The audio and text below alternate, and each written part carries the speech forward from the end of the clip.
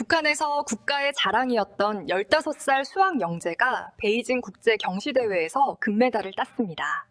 조국의 위상을 높였다면 칭찬받았지만 그는 대회가 끝난 다음 날 베이징 거리의 한 서점에서 믿을 수 없는 광경을 목격했습니다. 그 순간 본 것이 그의 인생을 완전히 바꿔놓았죠. 과연 그 서점에서 무엇을 받기에 단에 금메달보다 더 큰 충격을 받았을까요? 지금부터 그 이야기를 들려드리겠습니다. 이 영상이 도움이 되셨다면 구독과 좋아요 부탁드립니다. 저는 평양에서 태어나 자랐습니다. 그때는 몰랐습니다. 그 선택이 제 삶을 뒤흔들 줄은요. 15살 여름 평양역에서 어머니와 작별 인사를 나누던 그날이 아직도 생생해요. 베이징 국제 수학 경시 대회에 나간다는 게 믿기지 않았죠. 우리 어머니는 제 손을 꼭 잡고 한참을 놓지 않으셨어요. 거칠었지만 따뜻한 그 손의 온기가 아직도 느껴지는 것 같습니다. 진여가 가서 우리 공화국의 위상을 높이고 와라. 그리고 아무리 좋은 것이 보여도 한눈 팔지 말거라. 어머니의 목소리는 떨렸고 그 말씀 속에는 알 수 없는 불안감이 섞여 있었어요. 여러분도 아시다시피 그 시절 북에서는 해외에 나간다는 것 자체가 특별한 일이었죠. 기차 안 공기는 묵직했습니다. 담배 연기와 땀 냄새가 뒤섞인 그 냄새를 지금도 가끔 꿈에서 맡곤 해요. 창밖으로는 평양의 잿빛 풍경이 느릿하게 흘러갔어요. 낡았지만 정돈된 건물들, 곳곳에 걸린 붉은 구호들이 보였죠. 밤새 기차를 타고 국경을 넘었습니다. 아침에 눈을 떴을 때 창밖 풍경은 완전히 달라져 있었어요. 베이징이라는 곳이었죠. 역에서 내리자마자 코를 찌르는 냄새, 우리로 치면 시장 같은 곳에서 나는 달콤하고 매캐한 향신료 냄새가 확 밀려왔습니다. 얼마나 많은 사람들이 왁자지껄 떠드는지 귀가 멍멍할 정도였어요. 그런데 정말 충격적이었던 건 거리의 모습이었습니다. 하늘을 찌를 듯한 높은 건물들, 끝없이 이어진 형형색색의 자동차들, 화려한 간판들이 제 눈을 어지럽게 만들었죠. 우리 평양하고는 비교가 안 됐어요. 6.25 때 폐허가 됐다던 서울도 이렇게 화려할까 싶었습니다. 대회에서 저는 금메달을 땄어요. 리 선생님께서 제 어깨를 두드리며 환하게 웃으셨죠. 진혁 동무 정말 장하오. 가슴이 벅차올랐습니다. 우리 조국의 위상을 높였다는 자부심이 온몸을 감쌌어요. 대회가 끝난 다음 날 자유시간이 주어졌습니다. 우리는 넷이서 거리를 걸었어요. 그러다 큰 서점 하나를 발견했죠. 문을 열자마자 훅 끼쳐오는 종이 냄새와 잉크 냄새가 제 마음을 묘하게 설레게 만들었어요. 서점 안에는 상상도 못할 만큼 많은 책들이 빼곡히 꽂혀 있었습니다. 저는 수학 코너로 자연스럽게 발걸음을 옮겼어요. 그때 본 광경은 정말 충격이었죠.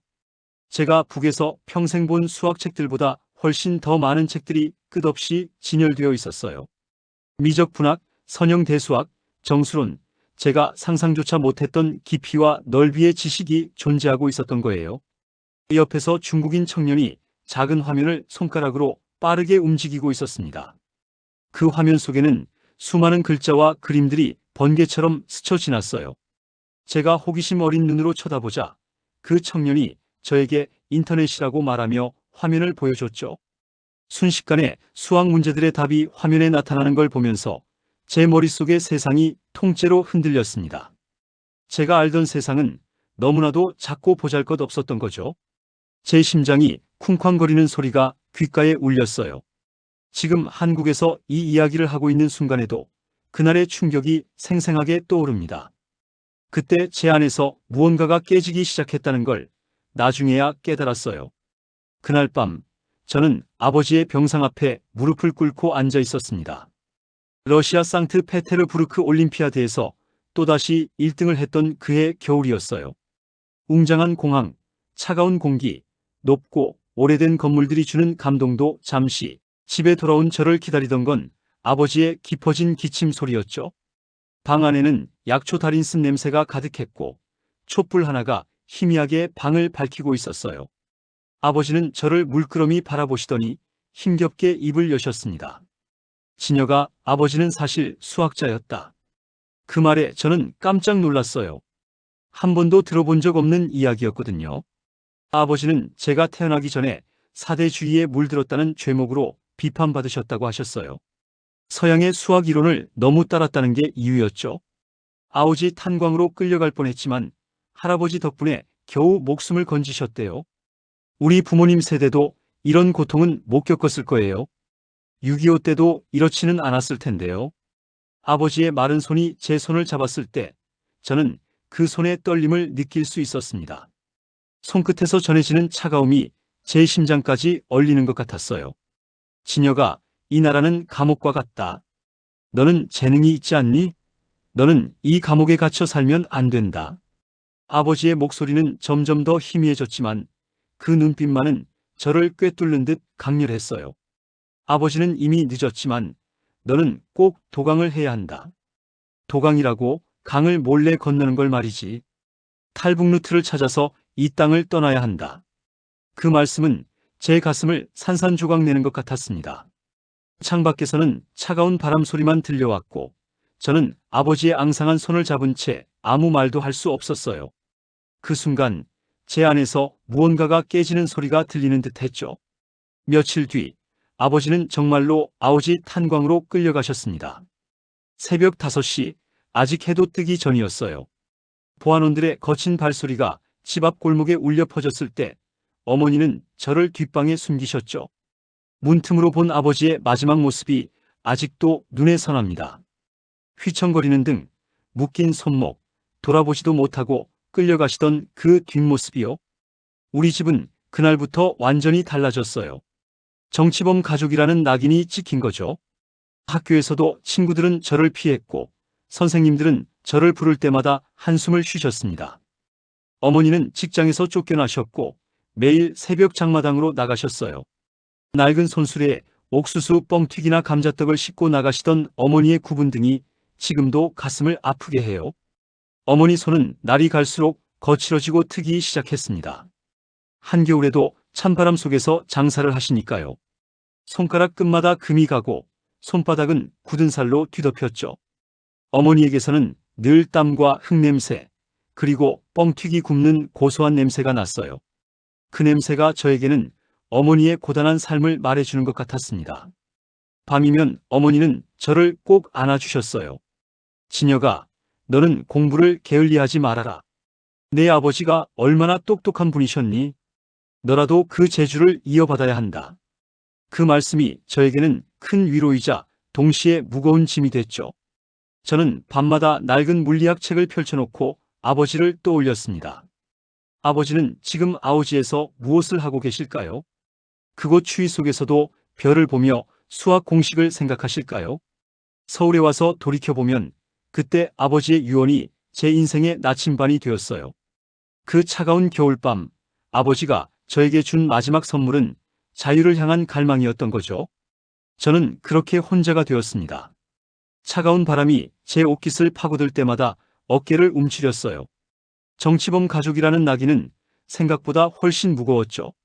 학교 복도를 걸을 때면 아이들의 수군거림이 들렸고 쉬는 시간에는 늘 교실 한 구석에 혼자 앉아 창밖만 바라봤습니다. 운동장에서 뛰노는 아이들의 웃음소리가 저에게는 다른 세상의 소리처럼 들렸거든요. 집안 형편은 날로 나빠졌어요. 하루 한 끼도 힘든 날들이 이어졌죠. 어머니는 장마당에서 옥수수 한 대 팔기도 힘들다고 한숨을 쉬셨어요. 한겨울에는 손발이 얼어터지는 추위 속에서도 난방할 나무조차 구하기 힘들었습니다. 밤이면 입김이 하얗게 나오는 방 안에서 이불을 뒤집어 쓰고 떨었죠. 여러분도 아시다시피 IMF 때 우리나라도 어려웠다고 하지만 북에서의 굶주림은 그것과는 차원이 달랐어요. 약 한 알 구하기도 하늘의 별 따기였습니다. 어머니가 감기에 걸리셨을 때 저는 장마당을 5곳이나 돌아다녔지만 감기약 하나 구할 수 없었어요. 결국 이웃집 할머니께서 몰래 나눠주신 약초를 다려드렸죠. 그래도 이웃들이 몰래 도와주곤 했습니다. 같은 처지의 사람들끼리는 서로 의지하며 살았던 거예요. 그런 저에게 유일한 친구가 생겼습니다. 만식이었죠. 어느 날 제가 도서실에서 낡은 물리학 책을 읽고 있을 때였어요. 다른 아이들은 모두 저를 피했는데 한 아이가 제 옆자리에 조용히 앉았습니다. 만식이는 저와 같은 반이었지만 평소에는 말수가 적고 눈에 띄지 않는 아이였어요. 형, 그 책 재미있어요? 저도 물리학에 관심이 많은데요. 그의 목소리는 작았지만 눈빛은 호기심으로 가득했죠. 저에게 먼저 말을 거는 아이는 만식이가 처음이었습니다. 그 순간 제 가슴이 뜨거워지는 걸 느꼈어요. 그날 이후로 만식이는 저에게 유일한 친구가 되었습니다. 점심시간에도 방과 후에도 우리는 늘 함께였죠. 낡은 도서실 구석, 곰팡이 냄새가 나는 그 공간이 우리만의 아지트가 되었어요. 만식이는 저에게 늘 새로운 질문을 던졌습니다. 형, 저기 저 별은 얼마나 멀리 떨어져 있을까요? 저 별 너머에는 또 다른 세상이 있을까요? 우리는 밤하늘을 올려다보며 보이지 않는 세상에 대해 상상했어요.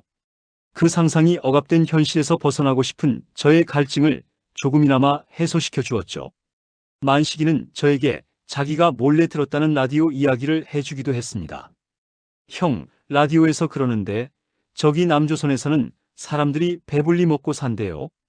그리고 우리가 배우는 것과는 다른 세상 이야기도 많대요.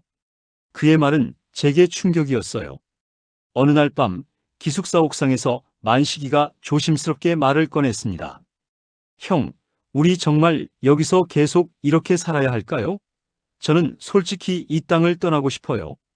그 순간 찬바람이 제 뺨을 때렸고 옥상 철제 난간에서 차가운 쇳소리가 났죠. 저도 그 생각을 안 한 건 아니었습니다. 아버지의 마지막 유언이 늘 제 마음속에 있었거든요. 하지만 막상 실행에 옮긴다는 건 다른 문제였죠. 만식이, 그건 너무 위험해. 제가 말했지만 만식이는 고개를 저었어요. 형, 위험하지 않은 게 어디 있어요? 여기 남아있는 것도 위험한 거잖아요. 군대 가면 더 끔찍할 거고요. 만식이의 눈빛은 흔들림이 없었습니다. 그 눈빛을 보면서 저는 결심을 굳혔어요. 한국에 와서 생각해보면 그날 밤 옥상에서의 대화가 제 인생의 분기점이었습니다. 만식이와의 우정이 없었다면 저는 아마 그 땅을 떠날 용기를 내지 못했을 거예요.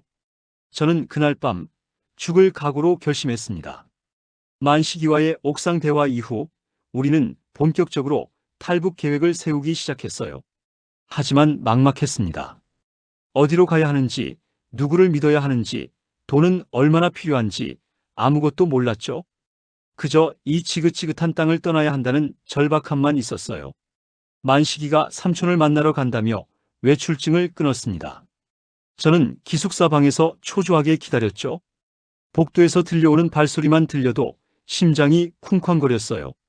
낡은 나무 바닥에 삐걱거리는 소리, 창밖의 회색빛 하늘, 모든 게 답답하게만 느껴졌습니다.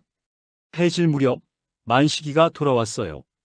그의 얼굴에는 피곤함과 함께 묘한 희망의 빛이 서려 있었죠. 방으로 들어오자마자 만식이는 제게 작은 종이 조각을 내밀었습니다. 거기엔 몇 개의 지명과 숫자, 그리고 브로커라는 단어가 적혀 있었어요. 형, 삼촌이 그러시더라고요. 두만강을 건너야 한대요. 도강이라고 하죠. 우리로 치면 강을 몰래 건너는 거. 겨울에 얼어붙은 강을 넘는 게 그나마 낫대요. 만식이의 목소리는 떨렸지만 그 눈빛만은 또렷했습니다. 제일 큰 문제는 돈이었어요.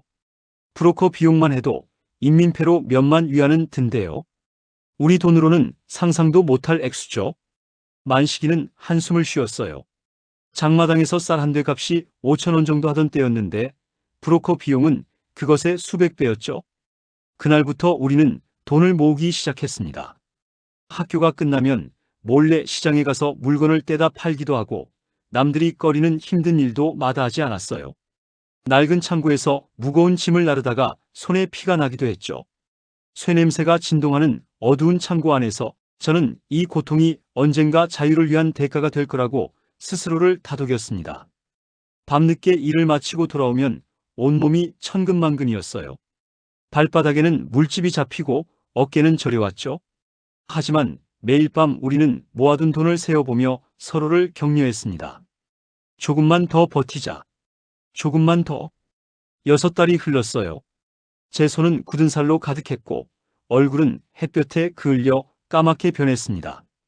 하지만 우리는 마침내 브로커 비용을 마련할 수 있었어요. 떠나기 전날 밤, 저는 어머니께 편지를 남겼습니다. 차마 말씀드릴 수 없었거든요. 어머니, 저는 꼭 살아남아 다시 돌아올게요. 아버지 몫까지 자유롭게 살다가 꼭 다시 만나러 올게요. 편지를 쓰면서 눈물이 종이 위로 떨어졌어요. 잉크가 번지는 것도 모른 채 저는 계속 썼죠. 고향집 마지막으로 둘러봤습니다. 김치동 냄새가 코끝을 스쳤고 어머니가 심으신 배추밭이 달빛 아래 하얗게 빛났어요. 어린 시절 뛰놀던 마당, 아버지와 함께 별을 보던 뒷산, 모든 게 제 가슴을 찢는 것 같았죠. 만식이와 저는 새벽 3시에 출발하기로 했습니다. 최씨 브로커 아저씨와의 약속이었어요. 가방에는 최소한의 옷가지와 만식이의 물리노트, 그리고 어머니 사진 한 장을 넣었습니다. 지금 생각하면 그때 제 나이 고작 17이었어요. 자식들만이라도 살려야 한다는 심정으로 떠났던 그날. 밤을 서울에서 이렇게 말하고 있는 지금도 가슴이 먹먹합니다. 그날 밤, 저는 생사의 갈림길에 섰습니다. 차가운 두만강물이 발목을 감싸는 순간 심장이 얼어붙는 것 같았어요. 최씨 아저씨가 앞서 조용히 물길을 헤치고 나갔고 저와 만식이는 그 뒤를 바싹 따랐죠. 물은 생각보다 깊었고 강바닥의 자갈이 발바닥을 찔렀습니다. 밤하늘에는 별조차 보이지 않는 칠흑 같은 어둠이었어요. 숨소리마저 죽인 채 저는 그저 앞만 보고 걸었습니다. 한 발 한 발 내디딜 때마다 심장이 목구멍까지 차올랐죠. 강물 냄새, 흙탕물 비린내가 코를 찔렀어요. 여러분, 제가 그 시절엔 정말 죽을 각오를 했습니다. 강 한가운데쯤 왔을 때였어요. 갑자기 저 멀리 강 건너편에서 불빛이 번쩍이는 게 보였습니다. 순간 온몸에 피가 식는 기분이었죠. 최씨 아저씨가 엎드려 하고 낮게 외쳤고 우리는 반사적으로 물속에 몸을 숙였어요. 차가운 강물이 턱 밑까지 차올랐습니다. 거기 누구야? 북한 초병의 날카로운 고함 소리가 어둠을 갈랐어요. 심장이 미친 듯이 날뛰기 시작했죠. 그때였습니다. 탕! 하는 찢어지는 듯한 총성이 밤하늘을 가르며 울려 퍼졌어요. 총알이 물 위를 스치는 쉬익 소리가 제 귓가를 스쳤습니다. 뛰어! 무조건 뛰어! 최씨 아저씨가 소리쳤고 우리는 정신없이 강물 속을 헤치며 달리기 시작했어요. 물살은 거세고 발은 뻘에 빠져 제대로 움직여지지 않았죠. 뒤에서는 연달아 총성이 울렸고 초병들의 고함 소리가 점점 가까워졌습니다. 갑자기 제 옆에서 만식이가 윽 하는 짧은 신음을 냈어요. 돌아봤을 때 만식이는 이미 강물 속으로 고꾸라지고 있었습니다.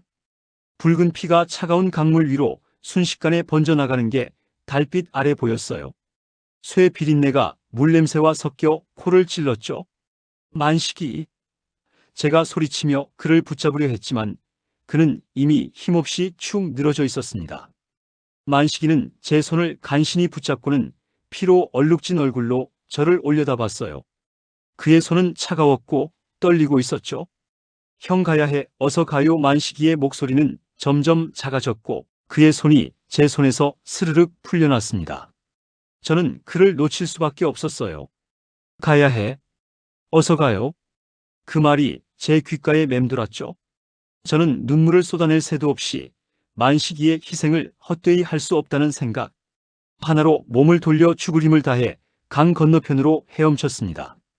차가운 물살을 가르며 중국 땅으로 발을 내딛는 순간 어머니에게 남긴 편지가 떠올랐어요. 어머니, 저는 꼭 살아남아 다시 돌아올게요. 발이 마른 흙에 닿았을 때 저는 그대로 쓰러졌습니다. 온몸이 젖고 떨렸지만 제 심장은 뜨거운 불덩이처럼 타올랐어요. 하늘에 계신 부모님께 그리고 만식이에게 기도했습니다. 만식이야, 내 몫까지 꼭 살아낼게. 꼭. 지금도 그날 밤의 공포가 꿈에 나타납니다. 만식이의 마지막 눈빛, 그 차가운 손의 감촉, 모두 제 가슴 속에 깊이 새겨져 있어요. 저는 그렇게 중국 땅에서 새로운 지옥을 만났습니다. 정신을 차렸을 때 낯선 얼굴의 조선족 아저씨가 저를 내려다보고 계셨어요. 아저씨는 저를 작은 집으로 데려가 따뜻한 물 한 잔을 건네며 동무 많이 놀랐을 텐데 우선 몸부터 녹이시오라고 말씀하셨죠. 쿰쿰한 흙냄새와 된장찌개 냄새가 섞여 나는 그 집에서 저는 처음으로 안도의 한숨을 쉬었습니다. 하지만 자유를 얻었다고 생각한 건 착각이었어요. 중국에서도 저는 늘 숨어 다녀야 했죠. 신분이 없으니 공안에게 걸리면 바로 북송되는 거였어요. 그 같은 핏줄이라고 도와주시는 조선족 분들이 계셔서 그나마 버틸 수 있었습니다. 며칠 뒤 아저씨가 저에게 조심스럽게 물으셨어요. 젊은이, 앞으로 어떻게 할 작정인가요? 여기 계속 있을 수는 없을 텐데요. 그때 제 눈에 만식이의 배낭이 들어왔습니다. 아저씨가 강가에서 건져주신 배낭이었죠. 배낭을 열었을 때 만식이가 아끼던 물리 노트가 나왔어요. 물에 불어 표지는 너덜너덜했지만 안의 글씨들은 여전히 선명했습니다. 만식이가 직접 그린 복잡한 공식들과 그림들이 빼곡하게 채워져 있었어요. 노트의 마지막 장을 넘기려던 순간 얇은 종이 한 장이 툭 떨어졌죠. 형, 제가 못 이룬 꿈, 형이 꼭 이뤄주세요. 저는 괜찮아요. 형은 살아야 해요. 편지를 읽는 순간 제 심장이 찢어지는 것 같았습니다. 만식이는 이미 알고 있었던 거예요. 자기가 희생할 수도 있다는 걸요. 저는 아저씨에게 브로커를 통해 남한으로 가고 싶다고 말씀드렸어요. 아저씨는 고개를 끄덕이시며 브로커 비용이 만만치 않을 텐데 괜찮겠어요? 라고 물으셨죠. 저는 망설임 없이 대답했습니다. 어떻게든 벌어야죠. 만식이를 위해서라도 꼭 가야 해요. 며칠 뒤 아저씨의 소개로 인근 농장에서 일하게 되었습니다. 해가 뜨기 전부터 밭으로 나가 땀을 흘렸죠. 흙먼지가 풀풀 날리는 밭에서 허리를 굽히고 일하는 건 생각보다 훨씬 고된 일이었어요. 손발은 거칠어지고 온몸의 근육은 매일 밤 통증으로 아우성쳤습니다. 중국말을 못해서 더 힘들었어요. 농장 주인이 뭐라고 하는지 알아듣지 못할 때가 많았죠. 식당 일도 해봤는데 설거지하다가 손이 트고 피가 나기도 했습니다. 그래도 한국 선교사님들이 도와주셔서 버틸 수 있었어요. 목사님들이 몰래 음식도 주시고 격려의 말씀도 해주셨죠. 밤이면 만식이의 노트를 펼쳐 읽었습니다. 그의 빼곡한 글씨를 따라 읽으며 제 마음속에 새로운 다짐을 새겼어요. 이 고통스러운 시간들이 헛되지 않도록 만식이의 목까지 살아내야 한다고요. 6달이 흘렀습니다. 제 손은 굳은 살로 가득했고 얼굴은 햇볕에 그을려 까맣게 변했어요. 하지만 마침내 브로커 비용을 마련할 수 있었습니다. 조선족 아저씨께 감사 인사를 드리고 다음 여정을 떠날 준비를 마쳤죠. 아저씨는 저를 말없이 안아주시며 부디 무사히 도착해서 내 꿈을 이루시오라고 격려해 주셨어요. 저는 아저씨의 따뜻한 품을 뒤로하고 만식이의 노트를 품에 안은 채 다시 길을 나섰습니다. 지금 돌이켜보면 중국에서의 그 시간들이 저를 더 단단하게 만들었어요. 절망 속에서도 희망을 잃지 않는 법을 배웠죠. 그때 저는 마지막 희망을 향해 달리고 있었습니다. 브로커의 안내로 중국 대륙을 횡단해 베트남 국경까지 왔어요. 밤새 산길을 걸었죠. 발밑으로 진흙이 끈적하게 달라붙어 한 걸음 떼기가 천근만근이었습니다. 베트남의 습한 공기는 옷 속으로 파고들어 땀과 뒤섞이며 온몸을 끈적하게 만들었어요. 숨을 쉴 때마다 폐 속으로 들어오는 눅눅한 공기가 답답했죠. 저와 함께 가는 사람들이 있었습니다. 20세쯤 되어 보이는 여대생 2명과 30대 남자 1분이었어요. 모두 말없이 고개만 숙인 채 발걸음을 옮겼죠. 어둠 속에서 들려오는 정글의 알 수 없는 소리들에 온 신경이 곤두섰습니다. 한참을 걷다 보니 앞서가던 여대생 1명이 발을 헛디뎌 휘청거렸어요. 제가 반사적으로 손을 뻗어 팔을 잡아주었죠. 그녀는 고개를 들어 저를 바라보며 희미하게 고개를 끄덕였습니다. 그 눈빛 속에는 함께 살아남아야 한다는 간절함이 담겨 있었어요. 여러분도 아시다시피 혼자서는 살 수 없는 게 인생이잖아요. 그 험한 길에서 서로 의지하며 걸었던 그 순간들이 저에게는 큰 힘이 되었습니다. 마침내 태국 방콕에 도착했습니다. 브로커가 저희를 한국 대사관 근처까지 데려다 주었어요. 자, 이제 저기 보이는 건물까지 뛰어가야 합니다. 경비원들이 막을 테지만 무조건 안으로 들어가야 해요. 절대 멈추면 안 됩니다. 브로커의 말에 제 심장이 미친 듯이 뛰기 시작했죠. 브로커 아저씨가 고개를 끄덕이자마자 제 몸은 이미 앞으로 튀어나가고 있었습니다. 옆에 있던 여대생들도 저와 함께 뛰기 시작했어요. 모두의 눈에는 죽을 힘을 다하려는 간절함이 가득했죠. 아스팔트 바닥은 태양열을 머금고 있어 발바닥이 뜨거웠지만 그런 건 중요하지 않았어요. 저 멀리 태극기가 보였습니다. 그 순간 제 눈시울이 뜨거워졌어요. 대사관 정문 앞에 경비원들이 저를 향해 팔을 휘저으며 소리쳤죠. 태국말이라 알아듣지 못했지만 멈추라는 뜻이라는 건 알 수 있었습니다. 제 몸은 이미 한계였지만 멈출 수는 없었어요. 멈추면 모든 게 끝이니까요. 땀방울이 눈을 따갑게 했지만 눈을 깜빡일 새도 없었습니다. 경비원 한 명이 제 앞을 막아섰는데 저는 그 사람을 피해 옆으로 몸을 던지듯 달렸어요. 그때 제 입에서는 저도 모르게 한국말이 터져나왔습니다. 탈북자예요. 도와주세요. 목이 터져라 외쳤는데 제 목소리가 너무나도 낯설게 들렸죠. 옆에서 달리던 다른 탈북자들도 저를 따라 소리치기 시작했어요. 마침내 철제 대문 안으로 들어서는 순간 제 발밑에 닿는 흙바닥의 감촉이 너무나도 생생했습니다. 그 흙은 그냥 흙이 아니었어요. 한국 땅이라는 확신이 온몸을 전율하게 만들었죠. 대사관 안쪽 마당에는 태극기가 바람에 펄럭이고 있었습니다. 그 태극기를 보는 순간 제 눈물이 왈칵 쏟아질 것 같았어요. 저를 포함한 모두가 마치 약속이라도 한 듯 그 자리에 멈춰서서 한동안 아무 말도 하지 못했습니다. 한국 대사관 직원분들이 저희를 건물 안으로 안내했어요. 시원한 에어컨 바람이 땀으로 축축한 제 피부에 닿았고 그제야 살았다는 안도감이 온몸을 휘감았습니다. 한국 영사관 직원분들이 도와주셔서 저희는 드디어 자유를 향한 마지막 문을 통과할 수 있었어요. 이제 정말 끝난 걸까요? 제가 그토록 바라던 자유가 바로 이 순간 제 손안에 들어온 걸까요? 믿기지 않는 현실에 저는 그저 멍하니 천장만 바라봤습니다. 저는 지금 한국에서 자유롭게 숨 쉬고 있습니다. 인천공항에 처음 발을 디뎠을 때를 잊을 수가 없어요. 훅 끼쳐오는 공기부터가 달랐죠. 쨍한 형광등 불빛 아래 수많은 사람들이 왁자지껄 떠들고 있었고 유리와 금속으로 번쩍이는 거대한 건물은 마치 다른 세상에 온 기분이었습니다. 북에서는 상상도 못할 정도로 깨끗하고 거대해서 저도 모르게 입이 떡 벌어졌어요. 하나원이라는 곳에서 적응 교육을 받았습니다. 처음 인터넷이라는 걸 접했을 때의 충격은 정말 잊을 수 없어요. 손가락으로 마우스를 클릭할 때마다 무한한 정보의 바다가 펼쳐졌죠. 궁금했던 모든 것들을 검색하면 순식간에 답이 나왔습니다. 24시간 편의점이 있다는 것도 마트에 물건이 넘쳐나는 것도 모두 신기하기만 했어요. 말투가 달라서 처음엔 힘들었습니다. 습니다라고 해야 할지 요라고 해야 할지 헷갈렸죠. 음식 맛도 달랐어요.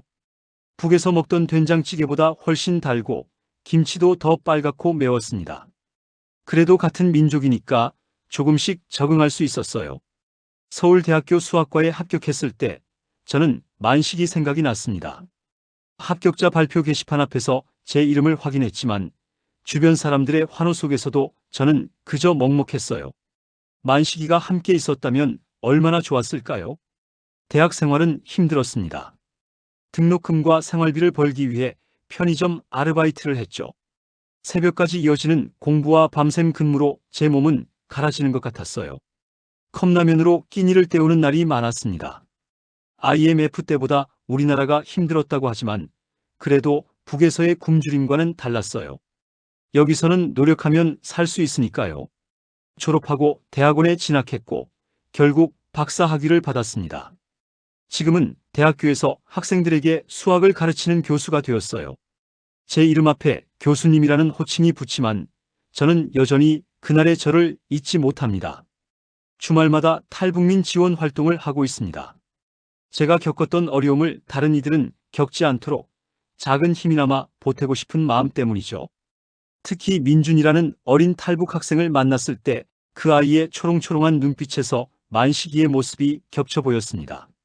매년 9월 15일이 되면 저는 모든 일정을 비우고 마음속 두만강을 떠올립니다. 차가운 바람이 제 뺨을 스치면 아버지와 만식이가 떠올라요. 북에 둔 어머니가 보고 싶습니다. 통일이 되면 고향 땅을 다시 밟을 수 있을까요? 우리 세대에는 통일을 봤으면 좋겠습니다. 여러분, 저는 지금 이 이야기를 왜 전하는지 아십니까? 북에 남은 가족들을 위해서입니다. 그리고 만식이처럼 자유를 꿈꾸다 희생된 모든 이들을 위해서죠. 제가 누리는 이 자유가 얼마나 값비싼 대가를 치르고 얻은 것인지 저는 단 한순간도 잊은 적이 없습니다. 서울의 야경을 바라볼 때면 수많은 불빛 속에서 제 삶의 의미를 되새깁니다. 이 화려한 도시의 불빛 하나하나가 어쩌면 저처럼 새로운 삶을 시작한 사람들의 희망일지도 모른다는 생각이 들어요. 아버지와 만식이가 저에게 주었던 그 마지막 선물을 저 또한 다른 이들에게 전해줄 수 있도록 노력하고 있습니다. 그들의 목까지 자유롭고 의미 있는 삶을 살아가겠다는 약속은 제 삶의 가장 중요한 나침반이 되었어요. 그래서 저는 지금 여러분께 이 이야기를 전합니다. 북에 남은 가족들에게, 그리고 자유를 꿈꾸는 모든 분들에게 말씀드리고 싶습니다. 희망을 잃지 마세요. 반드시 통일의 그날이 올 것입니다. 제 심장이 뛰는 한 이 약속을 지키기 위해 저는 계속 나아갈 것입니다.